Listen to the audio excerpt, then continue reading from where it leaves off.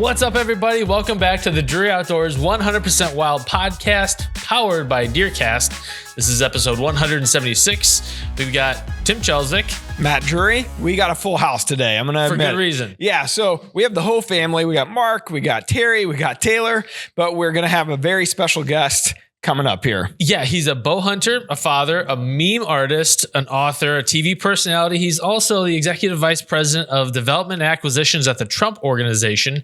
He is Donald Trump Jr., aka Don Jr. He's joining us right now on the 100% Wild podcast. Don, welcome aboard. What's up, Don? How you doing today? You guys, how are you all? We're good. We appreciate you jumping on with us. We know you got a huge schedule, busy schedule, working tirelessly to activate people to vote.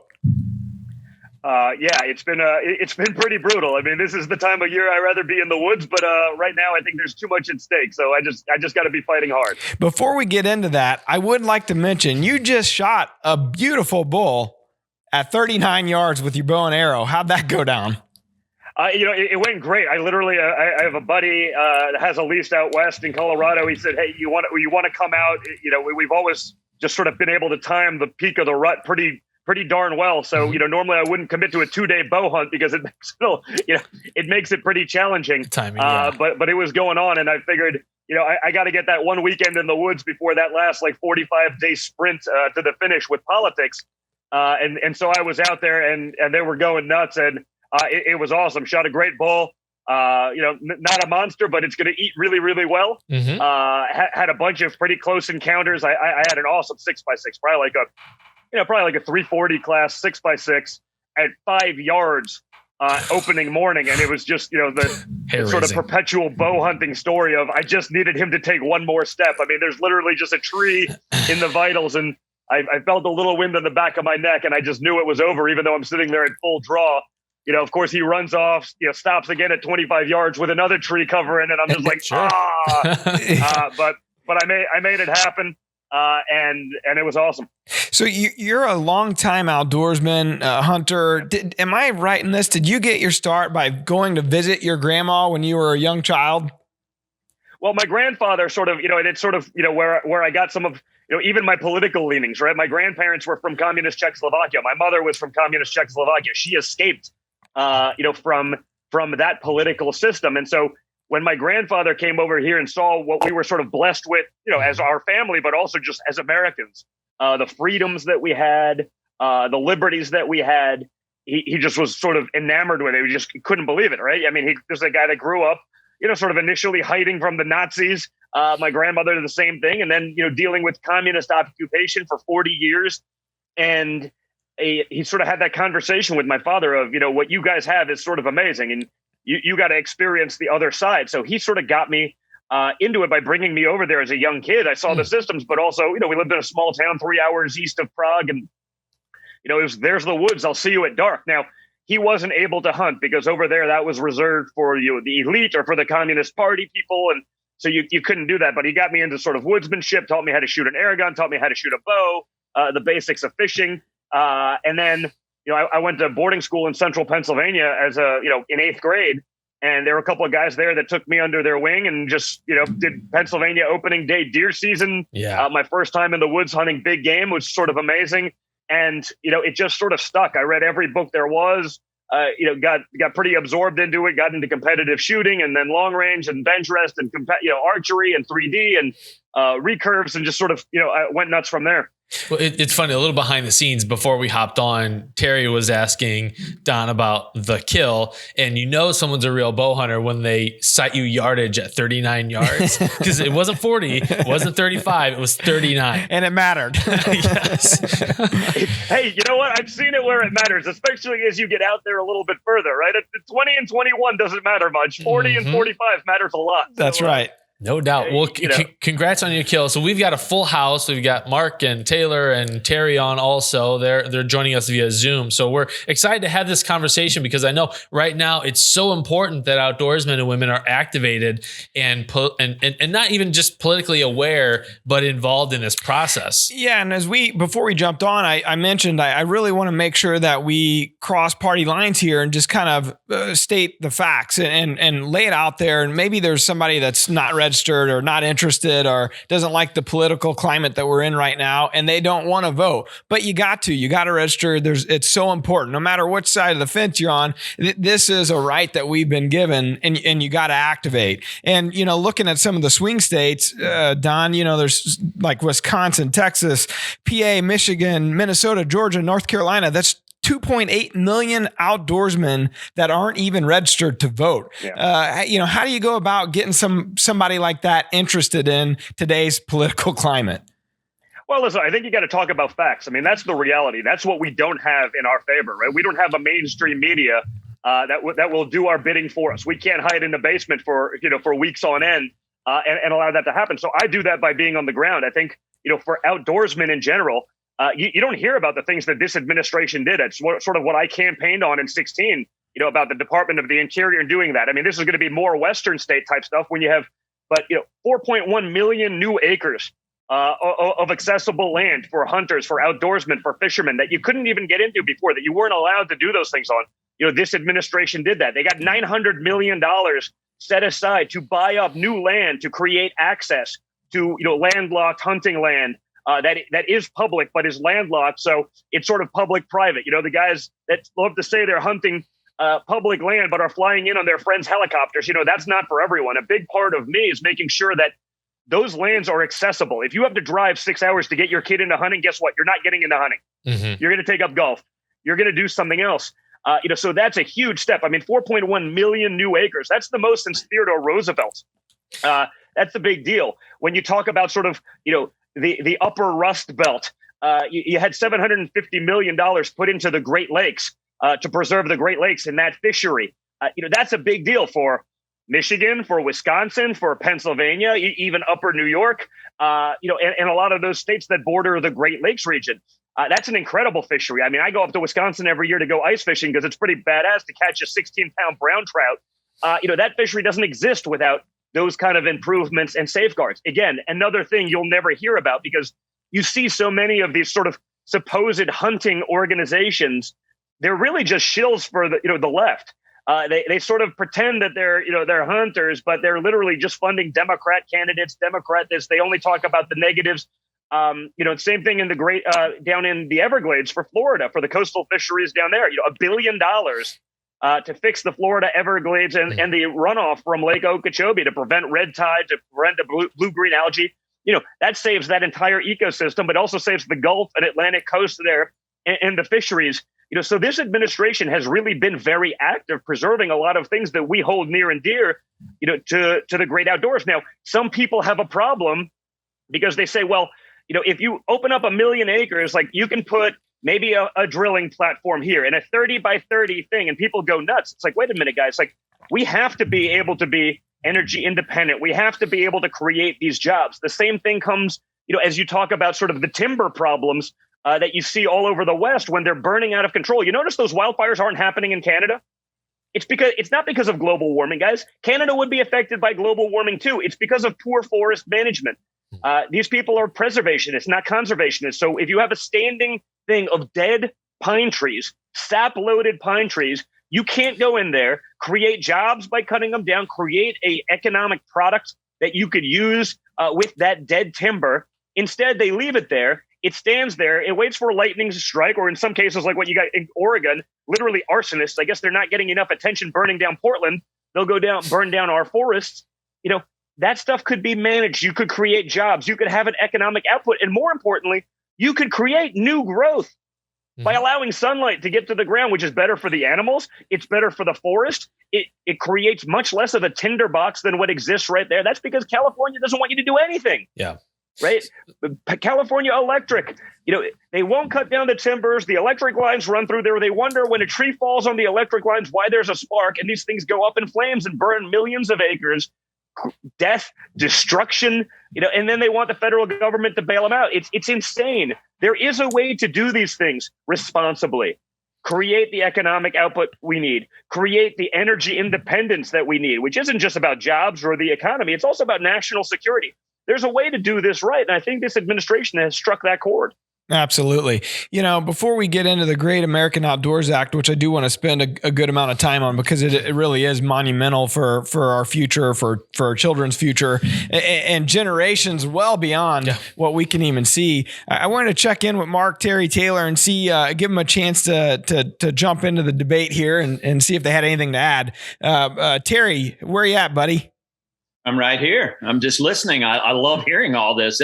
I marvel at what's been going on, and I think of mothers and grandmothers and children and the environment that we've been seeing and watching, and you wonder, what has happened to our country and when we will be able to take it back. Because, as a parent and a grandparent, you gotta shake your head about the fear that's been instilled here of late. And as a mother or a grandmother, you wonder what they're thinking when they send their child to school or send them to the mall or send them to a sporting event, whatever that may be, as far as their safety is concerned. And boy, it's gotten really crazy here lately. And, you wonder what's happened. And I'm not the only one. I mean, every person that you talk to is thinking along these same lines. I get that. Safety. I get that, Terry. I think that's sort of what we're talking about. If you're talking about where you guys are from, and from some of the Rust Belt states. And I think you guys know me well enough that you know that I spend my free time sort of in real America, in middle America, between hunting, between fishing, between competitive shooting. I'm the son of a billionaire from New York City. I get that, but I don't choose to spend my time there. I spend my weekends on my farm in Northeast Pennsylvania and stuff like that. So, you're 100% right. And I think that's some of the issue in terms of politics. First and foremost, people say, well, I don't want to mix like my hobby of hunting or shooting with politics. It's like, well, guess what, guys? Like, have you watched the left lately? You don't think they're coming after your guns? You don't think they're coming after your hobby? Look at what happens when people post a picture of me with a kill. I don't do most of what I do because the commentary goes insane. If you don't think that hunting's on the table in politics, that they're not going to try to eliminate that in the future, you haven't been watching. As it relates to the safety issue, the entire Democrat Party sat for 4 months watching cities across America burn to the ground. The DNC. That 1 week, like I Hate America Zoom call, that was the DNC. Not one politician, not one Democrat came out against looting, arson, vandalism. I'm okay with peaceful protests for social justice, but I don't know what stealing a 62-inch flat screen has to do with social justice. And what's scary when the Democrats aren't calling it out, they only called it out and started calling it out once, Don Lemon and Chris Cuomo on CNN started saying, hey guys, this is affecting us in the polls. I mean, it's the first time in American history where you're more likely to get in trouble for opening up your business to feed your family than you are for burning down someone else's or looting it. I mean, that's insane. And so to the people, from your part of the world, guys, from the Rust Belt that has a long tradition sort of Democrat blue collar voting, the blue dog Democrat states, like this Democrat Party has left you. This Democrat Party doesn't represent those people anymore. I understand the tradition. And in 2016, guys, I saw this, Terry. I'd go around, hey, Don, if my grandfather knew that I was voting for a Democrat, he'd be or a Republican, he'd be rolling over in his grave. And I go, what would your grandfather say about 97 genders?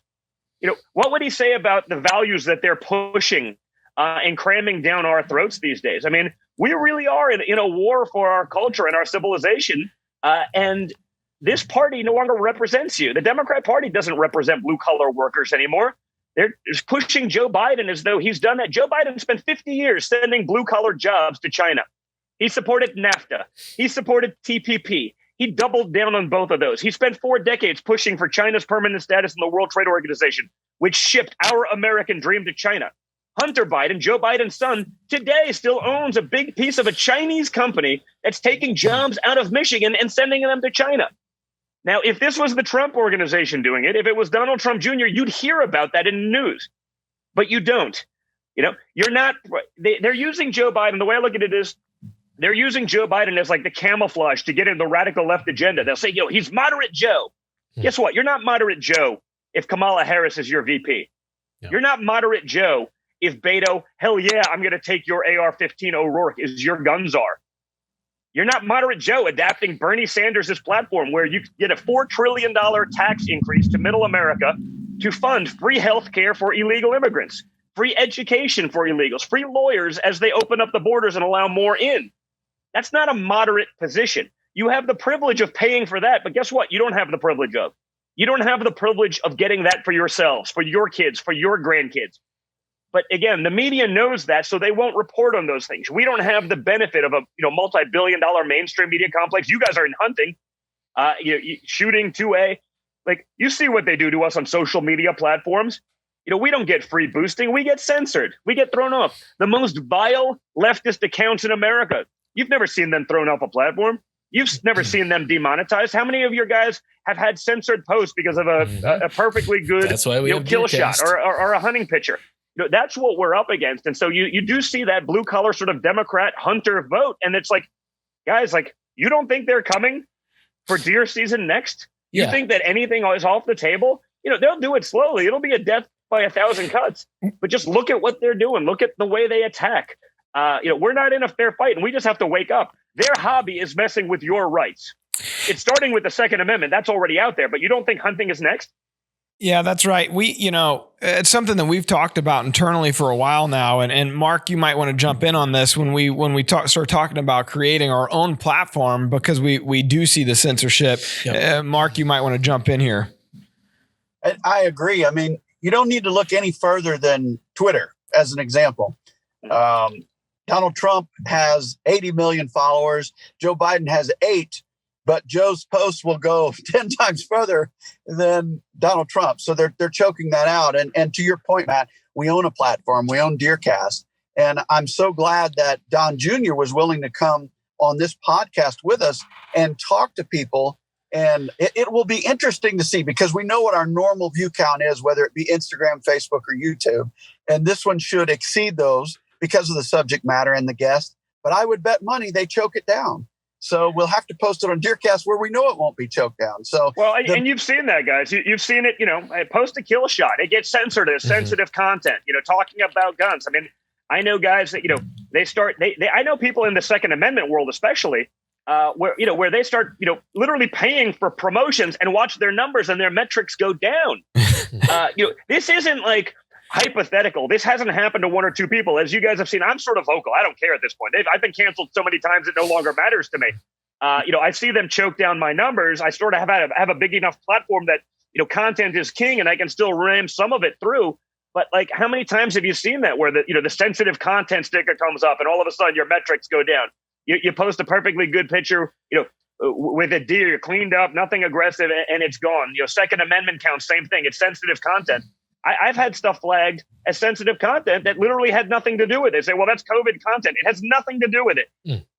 You notice that only happens one way. You've never seen a single person on the left complain about these things. So that's why I would say, this isn't just a battle of left versus right or ideas. I mean, it's a battle for our culture, and we're the only ones getting suppressed. We're the only ones being censored and deplatformed and demonetized. So, we have to wake up to some of that and see what's going on and make sure we call it out. And honestly, not be afraid to be vocal. Like, trust me, I promise you this. It's not the easiest thing in the world to be a real estate developer from New York City and be a vocal Second Amendment advocate, be a vocal hunter who's willing to put himself out there as a hunter. But you know what? Sometimes you actually have to stand up for what you believe in. You can't just take the easy way out. You actually have to fight. That's why my dad did this. He didn't need this job. He did it because he was sick of losers, with no experience, with no real world experience other than being a political bureaucrat, making terrible decisions that our kids and our grandkids are going to be stuck with for generations. He got sick of it, so he threw his hat in the ring and he got in the fight.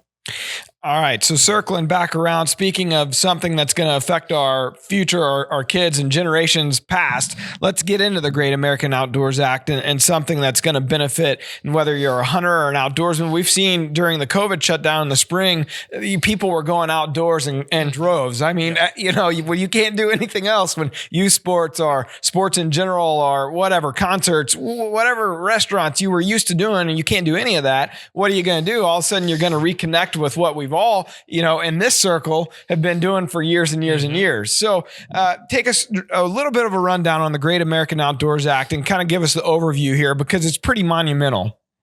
It really is. I mean, listen, it's about access. It's about permanent funding. It's about all of these things to make sure, that these hobbies exist. And, you sort of see it, as it relates to as they pass some of this legislation. I mean, so much of it is often done by sort of governmental bureaucrats. I look at like the guys that are part of like Sportsmen for Trump and the board there, and these are guys that are real hunters. I look at the Sportsmen for Biden, and it's literally like every failed government bureaucrat, that's sitting there with a picture with a brand new shotgun and clean blaze, fingers on the trigger. I'm like, I wonder if these guys have ever even been in the outdoors. Fire but this is an organic.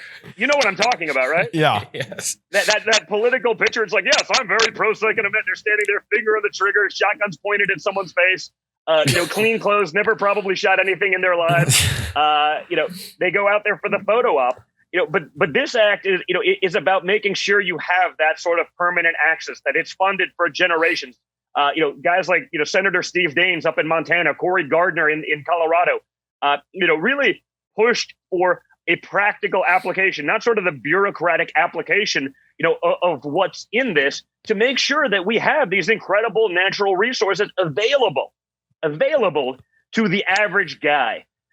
That's the big key. As I said before, if you have to drive 6 hours to go hunting to get your kid into it, you're not going to do it. Mm-hmm. But a big part of it for me was always, the outdoors and hunting and fishing, and it's kept me out of so much other trouble I would have gotten into in my life. And that's not to say I was an angel. If you follow me long enough, you realize I probably wasn't always an angel. But it certainly helped. And I want to make sure that experience exists for my kids, that they get the chance to have that sort of take part in that great American outdoor tradition. And we want to make sure that's accessible for all, not just guys like me who are blessed to be able to have some private land and to be able to do it, but to make sure that's available to all Americans. So this act does that. It funds it permanently.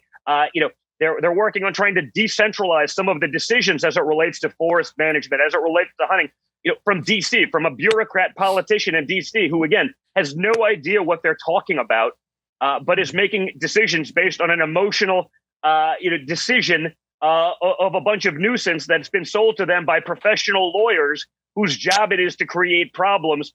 We want the states to be involved in the management of their forests and of their public lands. You need all of these combinations. It can't be done from DC. They have no idea what they're talking about. So, this act gets all of that going, and it was really monumental. You combine that with the other aspects of the land, and I can say very safely that no one has done more for sort of the public land sportsmen since Roosevelt in terms of a president.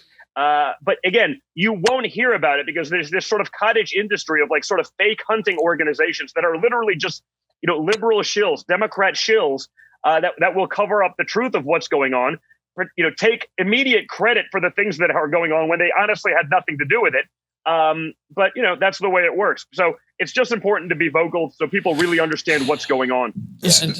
Go ahead. Speaking about an odd silence, Don, why don't you talk a little bit about what your dad's administration has done to fight human trafficking? Because the family is a huge part of the outdoors. Most of us are dads. We got kids, and we're concerned about the safety of our families.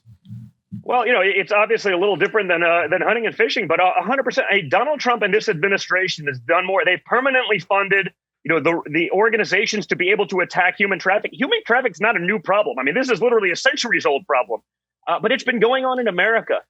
Donald Trump is the first guy to take on this problem. They put in $100 million just last week to be able to create the task force to combat this, child sex trafficking. Meanwhile, I'm looking at the left, and they're pushing this garbage on Netflix, this cuties stuff where they're literally normalizing pedophilia. I mean, they're making it like it's okay. Why has this not been addressed until now? It's shocking. Well, that's what I'm saying. Well, Obama's getting $100 million from Netflix. Susan Rice from Obama's administration sits on the board, and no one in the media is even asking them. Like, this isn't, it's not a new problem that happened last year. This has been going on for decades. How come no one's addressed it? The fact that it has to be my father with my sister and A.G. Barr to be like, oh my God, like, guys, this is a problem. We have to attack it. We have to save our children and their innocence. Meanwhile, the left, I honestly, guys, I did this. It was about 2 weeks ago when the cuties thing started. I came out strong. I usually do. I'm not sort of, I don't mince words too often. I came out strong against, the notion of normalizing pedophilia. Mm-hmm. And I was like, you know what? Even in 2020, even with the craziness of the world that we are in today, like, this is something that all Americans will probably We should be able to agree on that. Yeah. Turns out I was wrong. I had, it was 100% of the conservatives agreed. And I was being attacked by leftist Twitter. for attacking pedophilia, for being anti-pedophile. They were trying to cancel me. I mean, this is mind-blowing stuff.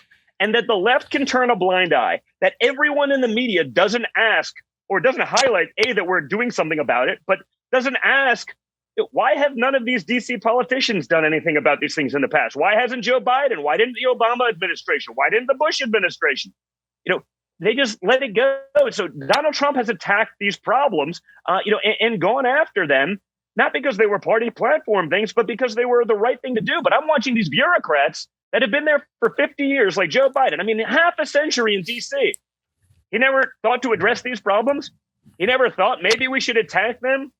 He never thought that maybe this would be something we should just do for the innocence of our children and family. I mean, it's absolutely insane what's going on. And again, the fact that they don't talk about it, the fact that they won't make it part of their platform, the fact that so many people that are thought leaders of the Democrat Party would attack me for being anti-pedophile, while totally turning a blind eye to Antifa, which really should just be FA, right? Because it's not Antifa. The Antifa is acting exactly like the fascists did in 1940, right? They're burning down buildings. They're burning books in the street. They're anti-religion. They're attacking God and family. They're attacking people in the streets who don't share their opinion. That's what the fascists did. There's nothing Antifa about Antifa. They're just FA.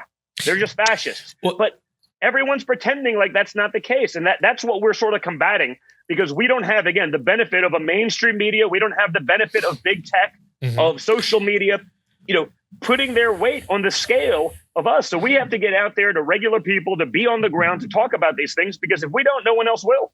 Yeah. And this is one of the things where I think a lot of guys, I understand people are fed up with politics, they're fed up with here. They just want to disengage. And some people say, well, it doesn't matter who I elect. They're all pretty much the same. But you have these very stark issues that are being attacked right now. So there are some real clear delineations. Yeah.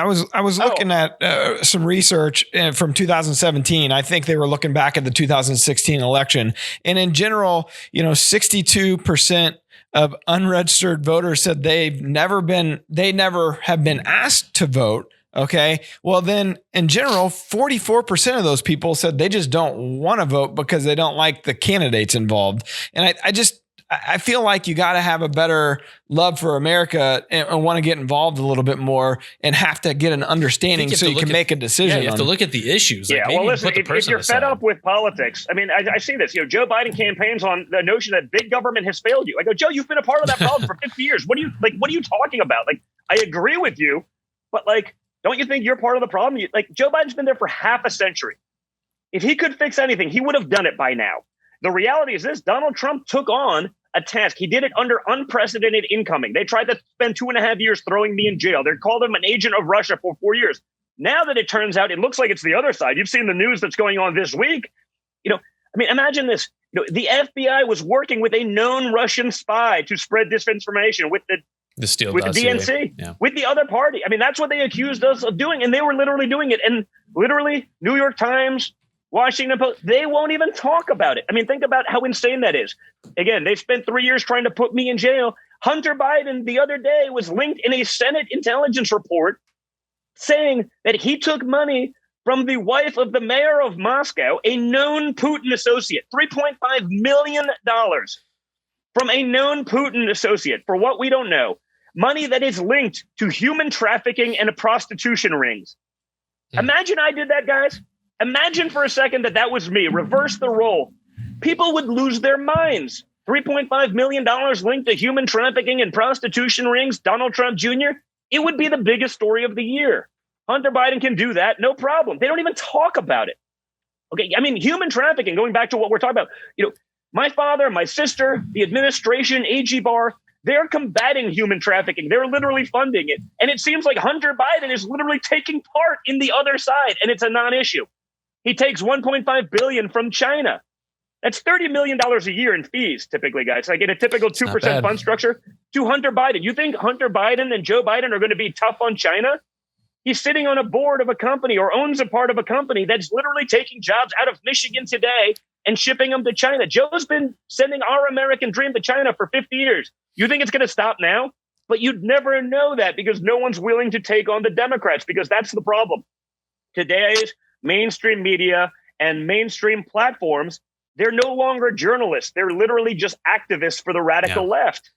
And we have to combat that. Donald Trump built the strongest economy America's ever known. He created more jobs for every demographic across America. He's been fighting to bring jobs and manufacturing back to America, exactly the opposite, where Joe has shipped them abroad. He renegotiated NAFTA and made a strong deal. Even Joe Biden admits is significantly better than NAFTA. Well, why didn't Joe Biden fix it? He's been there for half a century, guys. We know some guys that take a little while to warm up, to get into their groove, but 50 years, you think it's going to change now? 51's going to do it. That's me and you in the hunting woods. Just take a little bit longer to warm up. 4 more seasons and we're good. So we're you, me, and Don are Gen Xers. Taylor, I think, is a millennial, and I'm wondering, Don, how is the administration reaching out to millennials? What do you know to be important issues for them? Because I don't want to speak from our experience only. Yeah. Well, there's a lot. What's sort of interesting, I do a lot of stuff with Turning Point USA and some of these, organizations that, trying to get, to students on campuses and high school and colleges across the country. There's actually a pretty big demand. I mean, we go to some of these colleges. I'll speak at a college campus, and some of them, pretty heavy liberal, and we'll get thousands of kids to show up. We had one in Colorado where I think 14,000 kids bought tickets. Jeez. Now the university will only give us 1,000 seats because they're trying to suppress it. And the first thing I'll ask, I'm talking 1,000 kids, 1,500 kids in an arena. If your teacher knew you were here right now at a conservative event, would you be penalized academically? Every hand in the room goes up. So there are a lot more young conservatives out there than I think you'd let on, but there's a consequence to being a young conservative. They've been indoctrinated from a young age. You saw what my father did to combat some of that indoctrination with the 1776 project, to be able to teach actual history, not sort of the New York Times manipulated idea of woke history to fill some sort of PC BS narrative. I mean, what's going on is insanity. I have friends, I literally have friends in SEAL teams, Navy SEALs. They say they spend more time in diversity training than they do shooting. I mean, think about this. So the Trump administration tried to fix some of that and get rid of that ridiculousness. The reason we don't see a presence of ISIS, the reason the caliphate is gone, is because my father went in there and said, guys, how about this? Rather than waiting 9 hours to get a call back from a lawyer in D.C. to take out a bad guy, why don't you make that decision in the field?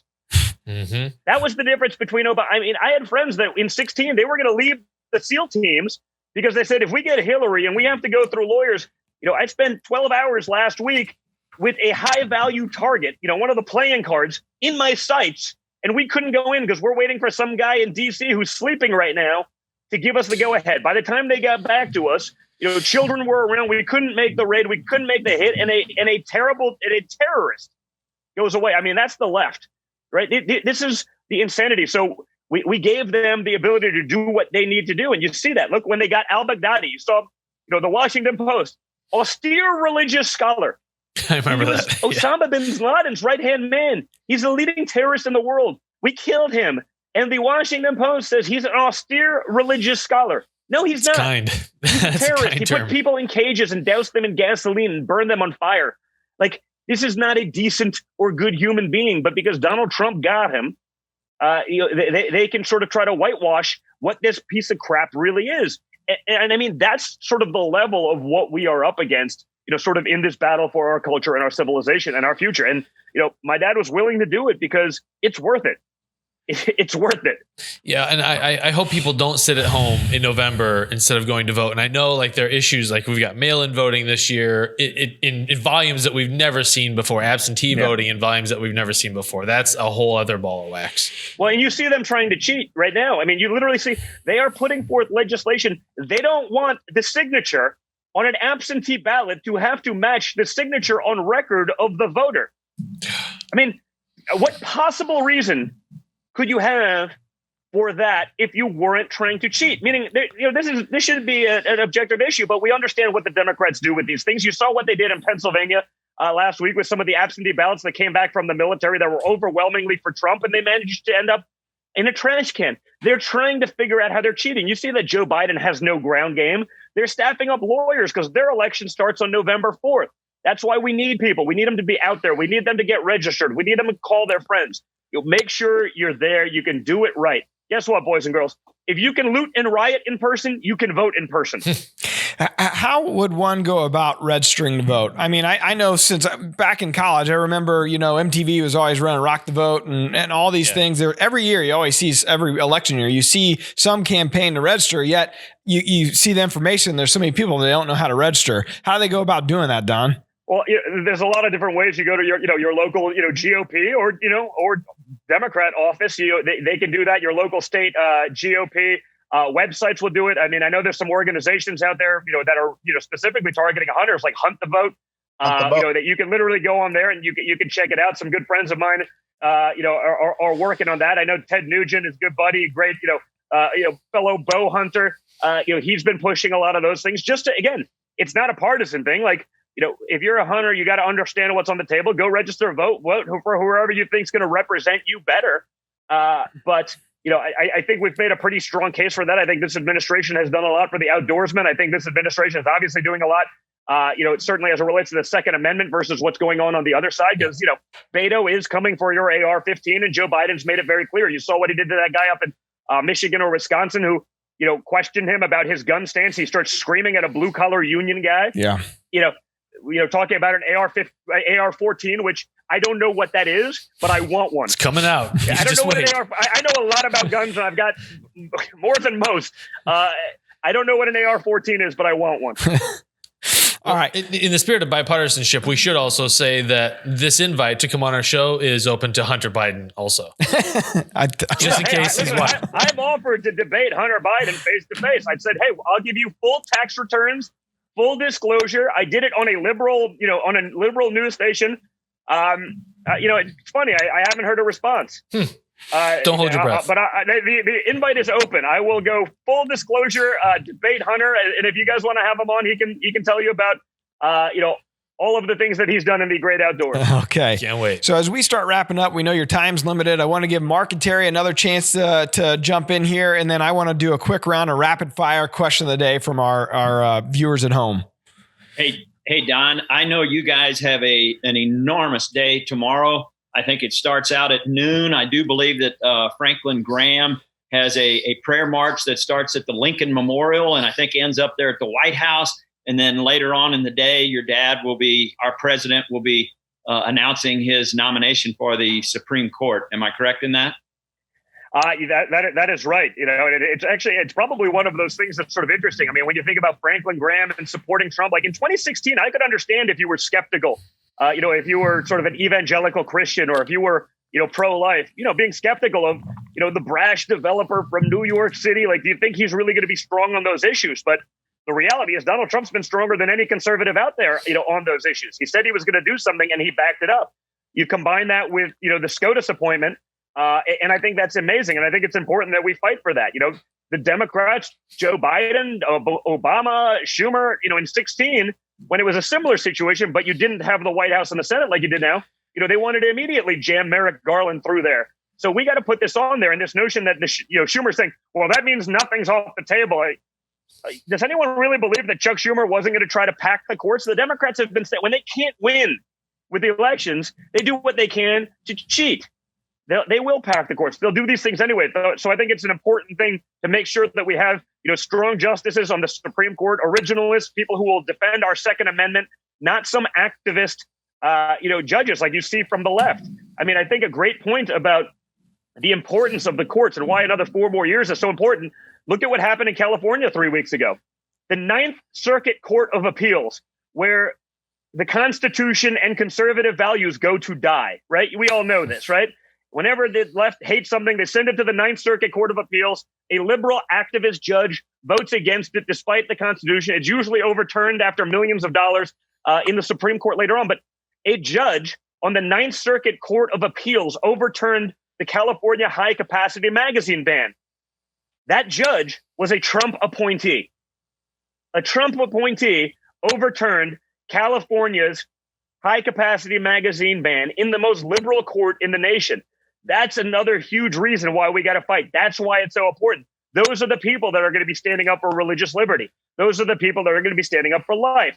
Those are the people that are going to be standing up for the Second Amendment. Mm-hmm. If you think for 1 second that an activist leftist judge is going to look at shall not be infringed and be perfectly fine infringing on it, you haven't been watching the left for the last few years. So these things are so important. So yeah, tomorrow's going to be a really big day.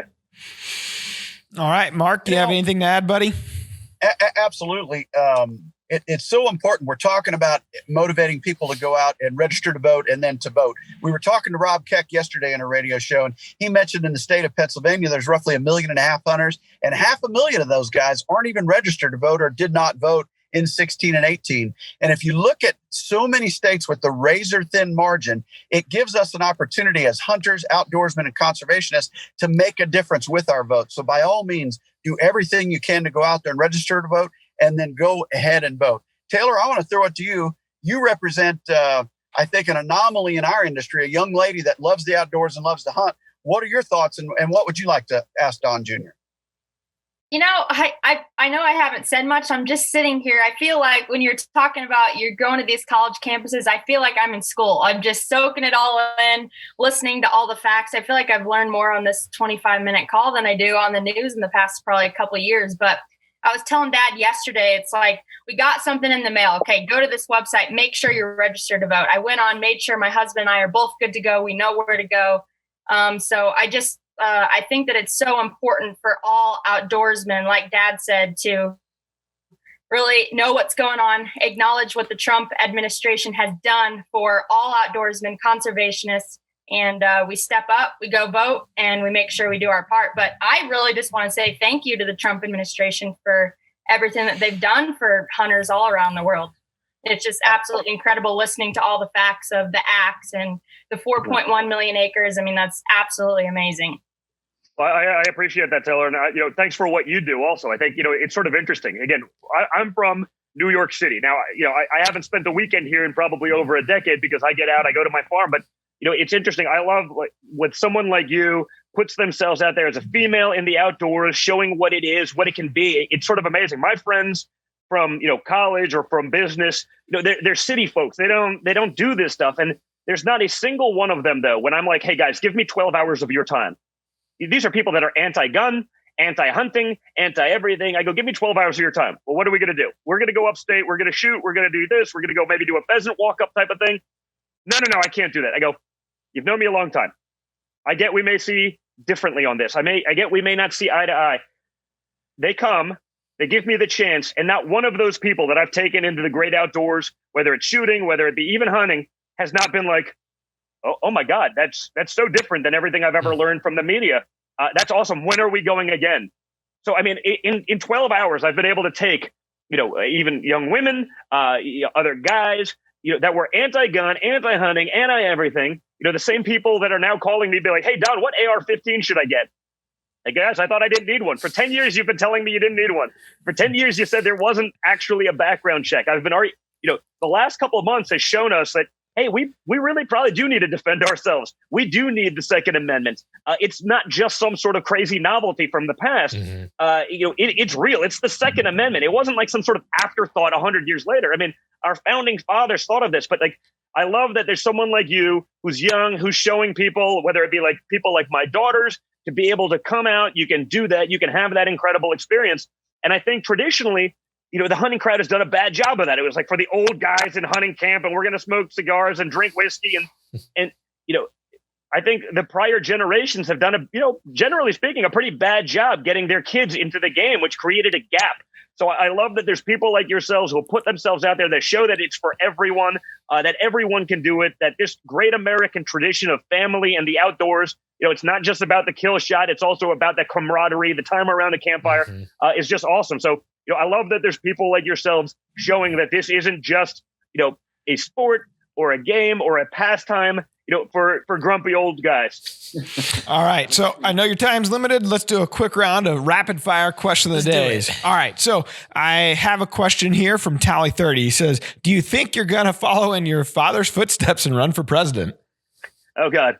Yeah, people have been pushing that. The media keeps doing that, apparently I'm leading the pack in 2024 with, it's going to be Don Jr. versus Nikki Haley. The reality is I have no idea. I'm going to stay involved because, frankly, to me, it's too important. Mm-hmm. And generally speaking, I think from the conservative side, we often haven't seen people who are actually willing to fight. Yeah. They'll tell you what you want to hear on a Zoom call. to a group of conservatives, but they get down to DC and they roll over and die because the left would like them to. They're more worried about getting an article written about them that's a little bit nicer. It's still a kill article, but a little bit nicer from some leftist reporter. So, the reality, I think there's a void of conservatives who are willing to fight, who are willing to engage, who are willing to mix it up. And, the left, they fight hard, man. They fight hard. They fight dirty. We need to be willing to engage with that, not be, scared into a corner. So I'll stay involved, but my only focus right now is 2020. We got to get 4 more years. We got to get those courts back. We got to fight for the things that we believe in. We got to keep doing stuff like fighting human trafficking, not turning a blind eye to it. My dad's getting peace deals done in the Middle East, and you don't even hear about it. I mean, that's the holy grail of geopolitical politics. And they said, well, when he moved the embassy to its rightful home in Jerusalem, they said that would be the start of World War III and billions of people would die. Turns out he did that and managed to get peace deals, multiple, 2 there and 1 in Kosovo. I mean, that used to be a big deal, but because Donald Trump did it, it's going to be ignored. So, we got to fight for what we believe in. We got to fight for our freedoms. We got to fight for our country so that we leave our country and, we leave our country to our children and they can still recognize the country that we grew up in. Because I'm not sure that's what the left stands for anymore, especially when I look at the way they've handled things for the last few months with the insanity around the country. Ooh, mouthful there. Sounds like he's done this before. That was a good answer. All right. Jackpot 34 wants to know favorite animal to hunt/eat. Ooh. Well, you know what? I'm a big sheep hunter, right? That's sort of what I do. This is the first year in a while where I haven't gone sort of in the mountains with a backpack, drop me off and pick me up in 14 days. I do love the sheep hunt. And I think the sheep meat is probably the best. Now, I don't know if that's simply because after eating Mountain House for 14 days, that any sort of, you're cooking it over an open flame with no seasoning and nothing, and it still tastes sort of amazing. Yeah. I don't know if that's because of the meat or if it's just because after eating freeze-dried food for 2 weeks, I guess any real meat is awesome. So, sheep is definitely my number one. I love the physical challenge. I love, just being, in that remote wilderness, no trails, no base camp, living out of my backpack. Going hard. It's a perfect kickstart to a diet. I usually lose about 15 to 20 pounds every sheep hunt.